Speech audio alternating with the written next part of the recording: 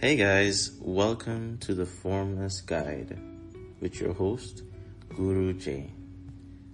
Today, we sail through the waves of time in a revelation of illusion. There is a warrior in all of us, not the one who wields a sword, but the one who fights for meaning, for truth, for love. But what happens when that fight becomes our entire identity? When the battle itself becomes an illusion that we just can't see past? Today, we're stepping onto the battlefield, not of blood and steel, but of spirit and ego, inspired by the mythic realm of Vikings. We're going to ask some big questions, like what does it truly mean to conquer? And why or what do we risk losing when we do? This goes under the warrior archetype. The warrior archetype is ancient, and it's something that we all recognize, from Norse berserkers to samurai to gladiators and even the modern day CEOs. It's the part of us that strives, that defends, that endures no matter the challenge. But this warrior also carries a wound. The warrior is often driven by fear disguised as ambition, by the need for validation disguised as a higher purpose. I want you to think of Ragnar Lothbrok, a legendary Viking in history. On the surface, he was a conqueror who sought glory, but beneath all of his conquests was a man haunted by dreams, by visions of a peace that he can never truly hold on to. Have you ever been there?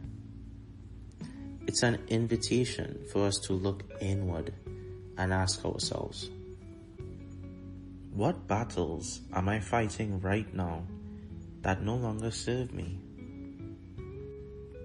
Is my strength rooted in truth, or is it just in survival that I've been masking? Glory is so seductive. It's that whisper that says, you are more than others. You are chosen. But that whisper rarely tells you the true cost. In spiritual terms, glory is just the ego's favorite costume. It might look divine, however it's hollow. Ragnar's journey mirrors our own in many ways. The climb to greatness often ends in a kind of profound solitude. The applause fades, but the soul, however, remains. There's this beautiful wisdom in the Theravada Buddhist tradition about renunciation, not of life, but of illusion. The act of laying down the sword isn't a sign of weakness, rather a sign of your awakening. There's this consistent tension between the warrior and the seeker. The warrior fights, the seeker surrenders, but ultimately, both are searching for the same thing, truth. In spiritual context, I want you to visualize yin and yang, each fighting in a different form, however, they seek the same goal. The Ajna Chakra, our third eye, asks us to see beyond this duality. It asks us to recognize that the greatest battle is often an internal one, fought between who we are and who we think we have to be. Native American teachings speak of the peaceful warrior, someone who walks with strength, however listens with humility. Someone who knows that the greatest conquest of all is self-mastery. So let's end with a short practice of mindfulness and letting go. I invite you now to close your eyes. Take a deep breath in. And as you exhale, become mindful of the tension in your body, the armor you carry with you every day. Just notice it without judgment. Feelings and thoughts may arise when you notice this. Let it pass by in front of you to observe, not to cling to.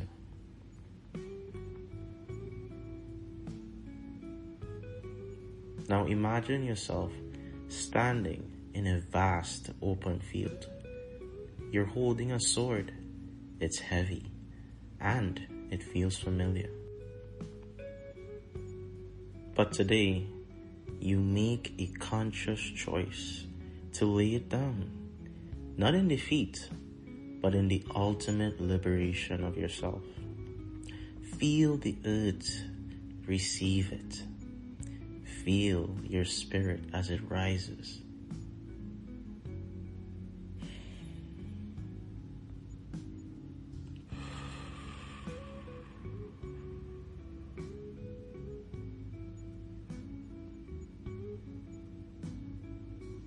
You are not your battles.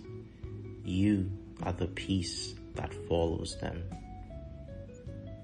The warrior's illusion is that the fight defines them, but the truth is much simpler. The soul seeks never conquest, but clarity, understanding. Let this be a guide in shedding the illusion of the warrior that you felt you've had to be, of the person you thought was needed to survive. I'd like to thank you for walking this path with me. Until next time, stay formless and allow yourself to surrender in peace and with joy. This is your Formless Guide, signing off.